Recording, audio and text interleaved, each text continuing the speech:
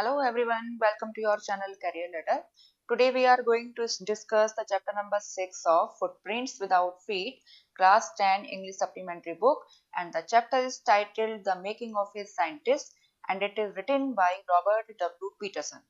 तो ये स्टोरी है एक अमेरिकन मॉलिकुलर बायोलॉजिस्ट रिचर्ड एब्राइट के बारे में कि किस तरह से कि उनकी हॉबी थी बटरफ्लाइज को कलेक्ट करना और इसको करते करते वो कैसे एक सक्सेसफुल साइंटिस्ट बन गए।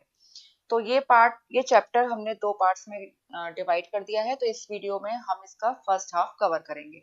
तो चलिए स्टार्ट करते हैं। Richard Ebright has received the Searle Scholar Award and the Schering Plough Award for Biochemistry and Molecular Biology.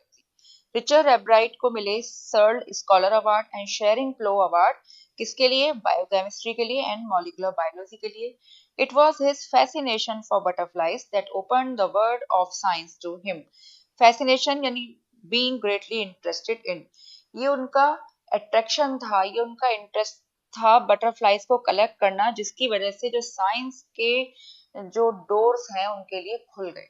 ठीक है। At the age of 22, a former Scout of the Year excited the scientific world with a new theory on how cells work. Cells cells आप जानते हैं, आपने science में पढ़ा है इसको, smallest basic unit of A plant और animal. ठीक है। फंडामेंटल यूनिट जो होती है किसी भी प्लांट की, किसी भी एनिमल की या किसी भी बॉडी की, that is cell.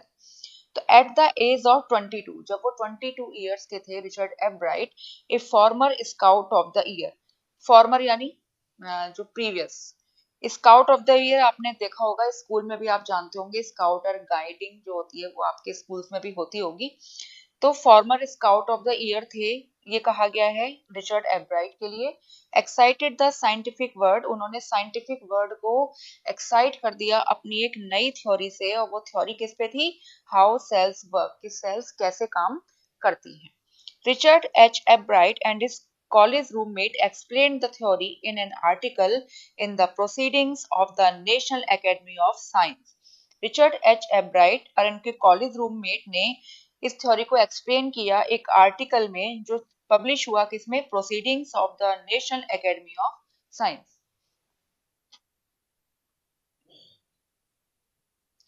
It was the first time this important scientific journal had ever published the work of college students.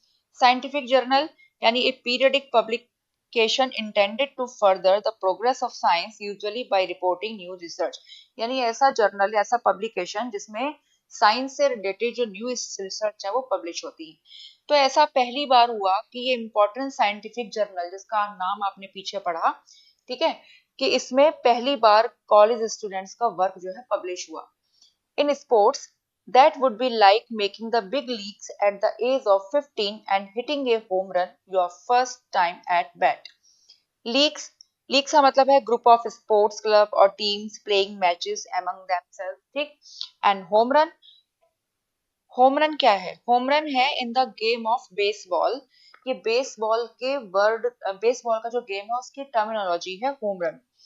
तो क्या है? when the batter scores a run after running safely around all bases and back to the home plate without stopping.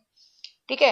तो इसका मतलब ये है कि baseball के गेम में होता है होम रन, क्या कि जब बैटर जो है एक रन को स्कोर करता है after running safely around all bases, ठीक है, and back to home plate without stopping, और बिना रुके अपनी होम प्लेट तक वापस आ जाता है और एक रन को स्कोर करता है, उसको कहते हैं home run.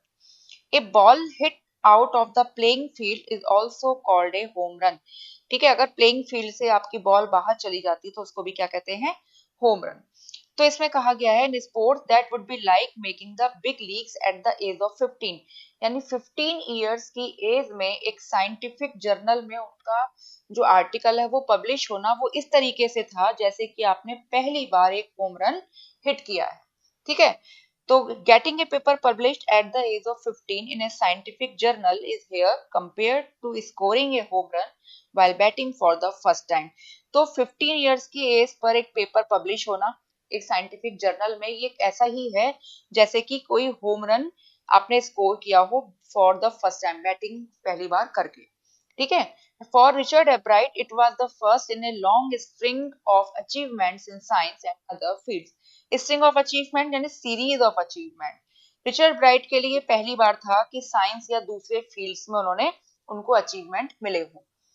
And it all started with butterfly. और ये सब कहाँ से शुरू हुआ? ये सब स्टार्ट हुआ बटरफ्लाई से. और वो कैसे? An only child, Ebright grew up north of Reading, Pennsylvania. ये जगह है रीडिंग. ठीक है, एक टाउन का नाम है रीडिंग और ये जगह कहाँ पे है? पेनिसिल्वेनिया में. तो जो एज ओनली चाइल्ड एब्राइट जो है अपने पेरेंट्स के ओनली चाइल्ड थे और वो ग्रू अप हुए रीडिंग के नॉर्थ में, that is located in Pennsylvania. That was not much I could do there he said. तो वो कहते थे कि यहाँ पर कुछ बहुत कुछ नहीं था जो मैं कर सकता था. आई सर्टेनली कुडंट प्ले फुटबॉल और baseball with A team of one. Certainly यानी विदाउट डाउट और डेफिनेटली. अब चूंकि वो ओनली चाइल्ड थे तो वो कहते थे सर्टेनली मैं ना तो फुटबॉल खेल सकता था ना बेसबॉल खेल सकता था केवल एक एक ही व्यक्ति की टीम के साथ. But there was one thing I could do, collect things. लेकिन बस एक चीज थी जो मैं कर सकता था और वो क्या था? चीजों को कलेक्ट करना. So he did. And did he ever. So उन्होंने किया और वो करते रहे चीजों को कलेक्ट करना. Beginning in kindergarten, Ebright collected butterflies with the same determination that has marked all his activities. ठीक. किंडरगार्टन यानी a school for very young children age it from 3 to 5, जिनको हम शॉर्ट में केजी भी कह देते हैं. ठीक है. तो जब वो अपनी किंडरगार्टन में थे यानी अपनी केजी में थे तो वो बटरफ्लाइज को कलेक्ट करते थे उसी डिटर्मिनेशन के साथ that has marked all his activities. He also collected rocks, fossils, and coins. Fossils means the parts of a dead animal or plant that have become hard and turned into rock. यानी dead animal और plants के ऐसे part जो hard हो जाते हैं और rock में कन्वर्ट हो जाते हैं. ठीक है. तो वो कलेक्ट करते थे रॉक्स को, फॉसिल्स को, कॉइन्स को भी कलेक्ट किया करते थे. He became an eager astronomer too, sometimes star gazing all night. Astronomer scientist who studies the stars, planet and other natural objects in space, that is astronomer. And stargazing means observe the star. तो वो एक eager astronomer भी बने और जो है पूरी पूरी रात वो क्या करते थे? स्टार्स को देखते रहते थे, स्टार्स को ऑब्जर्व किया करते थे. From the first he had a driving curiosity along with a bright mind. Curiosity यानी डिजायर टू लर्न. तो पहले से ही उनको एक क्यूरियोसिटी थी हर चीज की विद द ब्राइट माइंड. उनका जो माइंड था वो ब्राइट था, बहुत शार्प था. He also had a mother who encourage his interest in learning. तो उनकी मदर जो थी उन्होंने ही उनको इनकरेज किया उनके इंटरेस्ट को लर्न करने में यानी किसी भी चीज को सीखने में. एनकरेज का मीन्स है to give confidence to do something. तो उनके जो साइंटिस्ट बनने में उनकी जो मदर थी उनका बहुत बड़ा रोल रहा. ठीक है, ये हम आगे देखेंगे. तो उनकी जो मदर थी उन्होंने ही उनके इंटरेस्ट को लर्न करने में, किसी भी चीज नई चीज को सीखने में इनकरेज किया. She took him on trips, bought him telescopes, microscopes, cameras, mounting materials and other equipment and helped him in many other ways. तो उनकी मदर क्या करती थी? उन्हें ट्रिप्स पर ले जाया करती थी, उनको टेलीस्कोप, माइक्रोस्कोप, कैमराज ये सब खरीद के देती थी. And mounting material, the material used to mount a slide under a microscope.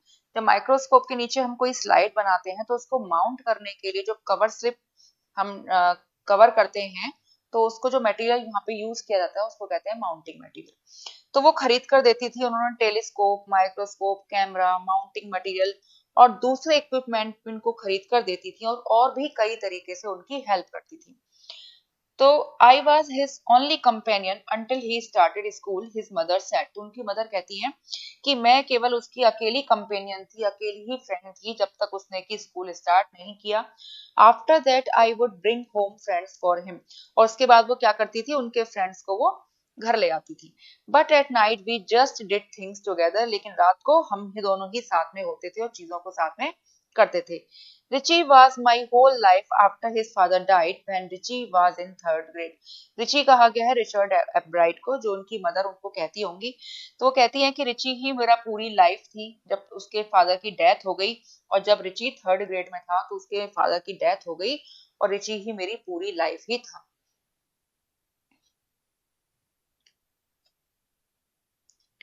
She and her son spent almost every evening at the dining room table. तो रिचर्ड एब्राइट एंड उनकी जो mother थी वो लगभग हर इवनिंग डाइनिंग रूम टेबल पर spend किया करते थे साथ में. If he didn't have things to do I found work for him. तो वो कहती हैं कि अगर उसके पास कुछ काम करने के लिए नहीं होता था तो मैं उसके लिए काम ढूंढ देती थी. जैसे नॉट फिजिकल वर्क, केवल फिजिकल वर्क ही नहीं, but learning things. His mother said, तो उनकी मदर कहती हैं कि चीजों को सीखना. ठीक है, केवल फिजिकल वर्क ही नहीं करना, चीजों को सीखना, इस तरह के काम में उनको ढूंढ कर दे दिया करती थी. He liked it, he wanted to learn. तो वो इसको पसंद करते थे और वो सीखना चाहते थे. एंड लर्न ही डिड, और उन्होंने ऐसा किया भी. He earned top grades in school, वो स्कूल में हमेशा टॉप ग्रेड्स स्कोर करते थे. On everyday things he was just like every other kid, his mother said. तो उनकी मदर कहती हैं बाकी जो रोज की जो चीजें होती थी, एवरीडे थिंग्स होती थी, वो बिल्कुल वैसी ही थी जैसे कि और बच्चे करते हैं. By the time he was in the second grade, Ebright had collected all 25 species of butterflies found around his hometown. See following box, ये हम आगे देखेंगे. By the time जब वो सेकंड ग्रेड में थे तो अब्राइट ने जितनी भी 25 स्पीसीज ऑफ बटरफ्लाई थी जो उनके होम टाउन के आसपास मिलती थी, वो सभी की सभी उन्होंने कलेक्ट की. ठीक है, इसमें से कुछ के नाम यहाँ दिए हुए हैं, जैसे कि गुजेमर winged, wood nymphs and satyrs, brush-footed, whites and sulphurs, monarch and snout. तो ये वो स्पीसीज और सब स्पीसीज हैं बटरफ्लाई की जो ब्राइट ने कलेक्ट की रीडिंग में पेनिसिल्वेनिया में 6 वीक्स में. ठीक है, तो ये यहाँ पे देखिए ये sub species and sub species है 25. ये देखिए 8 स्पीसीज यहाँ होती हैं, ये 1, ठीक है, 2 यहाँ होती हैं, एक ये और 3 ये, और यहाँ होती हैं 10. तो ये टोटल मिलाकर 25 जो स्पीसीज और सब स्पीसीज थी वो अब्राइट ने कलेक्ट की थी. इनको लर्न करने की कोई जरूरत नहीं है, लेकिन आप ध्यान में रख सकते हैं इनको.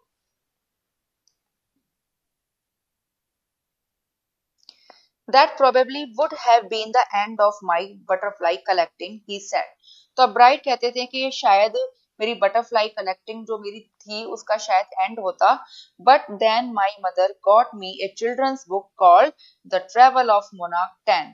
लेकिन वो कहते हैं कि लेकिन मेरी मदर ने मुझे क्या दी, एक बच्चों की एक बुक दे दी जिसका नाम था the travels of monarch 10. That book, which told how monarch butterfly migrate to Central America, opened the world of science to the eager young collector. Migrate यानी to move from one country, place or locality to another. तो वो कहते हैं कि ये book जो थी the travels of monarch 10, इसके वजह से मुझे पता लगा कि किस तरह से जो मोनार्क बटरफ्लाईज होती हैं वो माइग्रेट करती हैं सेंट्रल अमेरिका को, और इस वजह से जो साइंस का जो वर्ड था यानी साइंस के डोर थे इस ईगर यंग कलेक्टर के लिए यानी रिचर्ड एब्राइट के लिए खुल गए.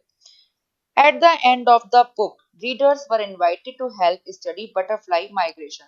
अब बुक का जब एंड था, लास्ट में रीडर्स को इनवाइट किया गया था कि वो बटरफ्लाई माइग्रेशन को स्टडी करने में हेल्प करें.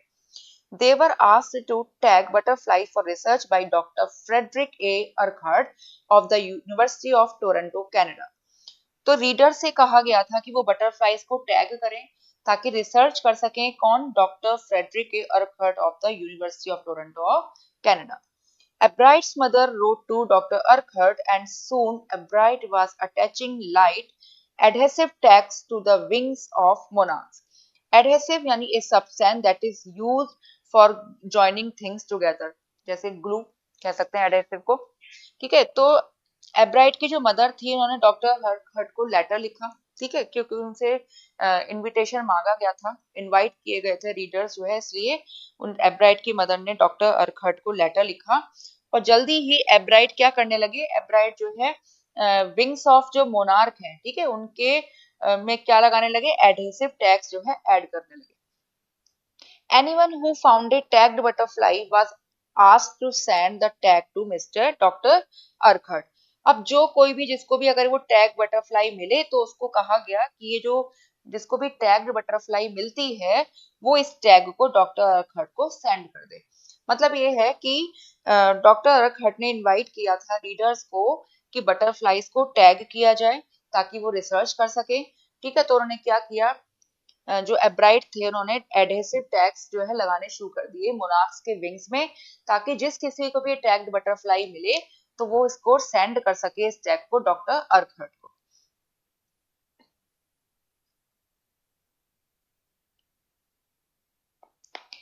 The butterfly collecting season around reading lasts 6 weeks in late summer. जो बटरफ्लाई कलेक्टिंग सीजन था रीडिंग के पास पास आसपास वो चलता था लेट समर में 6 वीक्स तक. See graph below. If you are going to chase them one by one you won't catch very many. अगर आप एक बटरफ्लाई को पकड़ेंगे तो आप बहुत सारी बटरफ्लाई नहीं पकड़ पाएंगे. So the next step for a bright was to raise a flock of butterfly. Flock यानी एक ग्रुप. ठीक है, तो अगला स्टेप एब्राइट के लिए क्या था कि वो बटरफ्लाई के फ्लॉक को ही रेस करें. तो देखिए आप यहाँ ग्राफ, ये यहाँ पे दिए गए हैं काइंड्स, ये बटरफ्लाईज के काइंड्स हैं. Gossamer wing, wood nymph, satyrs, brush footed, whites and sulphur, monarch and snout. और ये नंबर है जो बटरफ्लाईज कलेक्ट की गई. तो मोनार्क और स्नाउट जो बटरफ्लाईज की गई वो 1, व्हाइट एंड सल्फर जो 3 बटरफ्लाईज कलेक्ट की गई, ब्रश फुटेड कलेक्ट की गई 10, and wood nymphs and satyrs collect की गई 2, और गूजेमर विंग्ड बटरफ्लाई जो कलेक्ट की गई थी वो 8.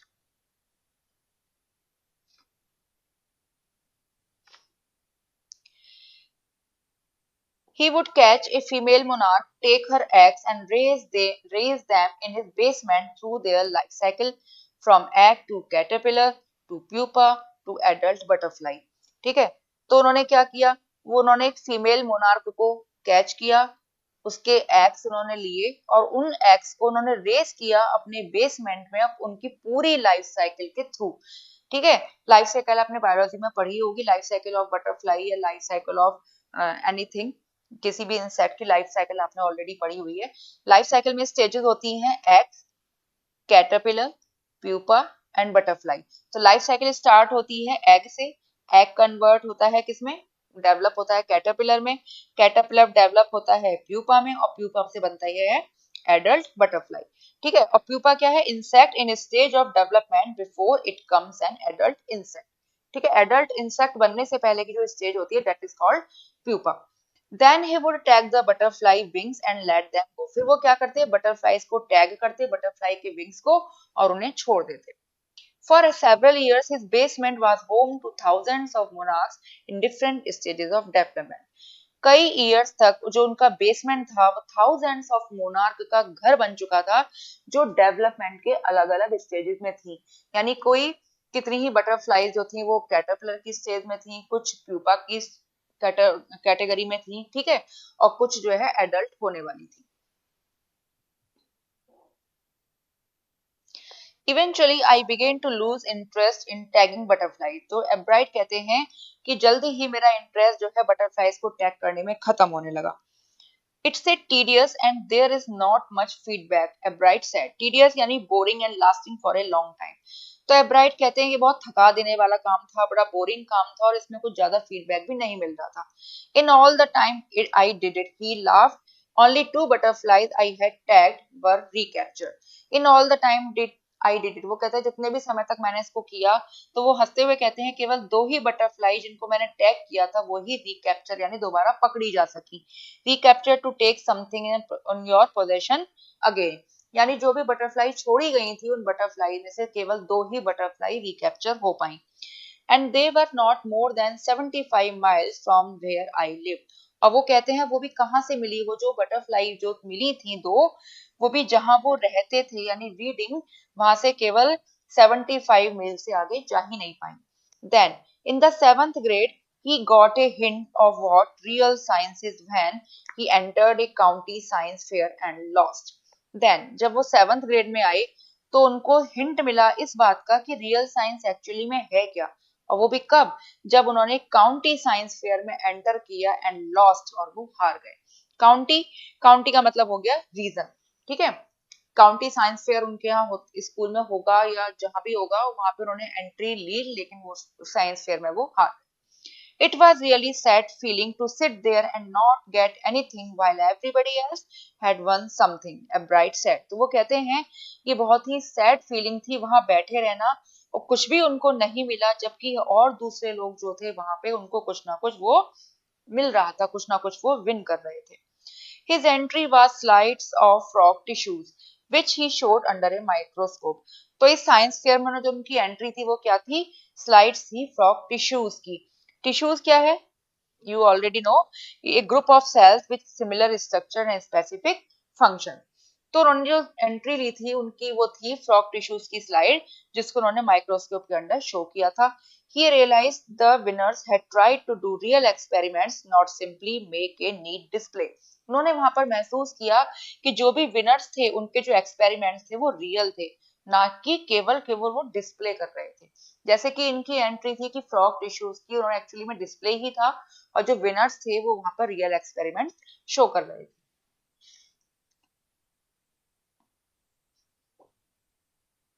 Already the competitive spirit that drives Richard Ebright was appearing. Competitive spirit, a strong desire to win or be better than others. जो competitive spirit उनके अंदर पहले से ही थी, वो अब appear हो रही थी. I knew that for the next year's fair I would have to do a real experiment, he said. तो वो कहते हैं कि मैं जानता था कि अगले साल जो काउंटी साइंस फेयर होगा उसमें मुझे कोई रियल एक्सपेरिमेंट ही करना पड़ेगा. The subject I knew most about was the insect work I had been doing in the past several years. तो वो सब्जेक्ट जिसको वो सबसे अच्छी तरह से जानते थे वो क्या था? वो था इंसेक्ट वर्क, जिसको वो पास्ट सेवरल ईयर यानी पिछले कई सालों से लगातार कर रहे थे. So he wrote to Dr. Urquhart for ideas, and back came a stack of suggestions for experiment. Stack यानी lot of something. So इसलिए उन्होंने क्या किया, डॉक्टर अर्कहर्ट को लिखा और उनसे उन्होंने आइडियाज मांगे, और उनके पास एक्सपेरिमेंट करने के लिए ढेर सारे सजेशंस आ गए. Those kept Ebright busy all through high school and led to prize projects in county and international science fairs. यहाँ पे county का मतलब है small subdivision of state और country. तो अब जब वहां से सजेशंस आए बहुत सारे, तो इस वजह से अपनी पूरी हाई स्कूल के दौरान वो बहुत बिजी रहे. ठीक है, और इस वजह से उनको काउंटी और इंटरनेशनल साइंस फेयर में कई सारे प्राइज प्रोजेक्ट मिले. For this eighth grade project, a bright tried to find the cause of a viral disease that kills nearly all monarch caterpillars every few years. Monarch caterpillar, ठीक है, ये है monarch caterpillar. तो जब वो eighth grade में थे, ठीक है, अपने एट्थ ग्रेड के प्रोजेक्ट के लिए उन्होंने क्या किया, एब्राइट ने ट्राई किया एक वायरल डिजीज का कॉज फाइंड करने के लिए, जिस वायरल डिजीज की वजह से हर कुछ सालों में जो ऑल मोनार्क कैटरपिलर्स है वो उनकी डेथ हो जाया करती थी. Ebright thought the disease might be carried by a beetle, that is beetle. Beetle is an insect with a hard shell like back. Ebright सोचते थे कि जो डिजीज जो होती है वो एक बीटल की वजह से होती है. तो he tried raising caterpillars in the presence of beetles. Caterpillar, he tried raising, उन्होंने कोशिश की कैटरपिलर्स को रेस करने की बीटल की प्रेजेंस में. I didn't get any real result, he said. तो लेकिन वो कहते हैं कि मुझे कोई भी खास रिजल्ट नहीं मिला, but I went ahead and showed that I had tried the experiment. लेकिन वो कहते हैं कि लेकिन मैं आगे बढ़ता रहा और मैंने ये शो ही किया कि मैंने एक्सपेरिमेंट को ट्राई किया था. यानी इस बार उन्होंने केवल डिस्प्ले ना करके एक्सपेरिमेंट को ट्राई किया और ये शो करने में वो सक्सेसफुल रहे. This time I one. तो इस बार उनकी जीत हुई, यानी इस बार उनको प्राइज मिला. तो यहाँ पर हम इस पार्ट 1 का एंड करते हैं और आपसे मिलते हैं नेक्स्ट वीडियो में इसको सेकंड पार्ट के लिए. तो तब तक के लिए बाय बाय.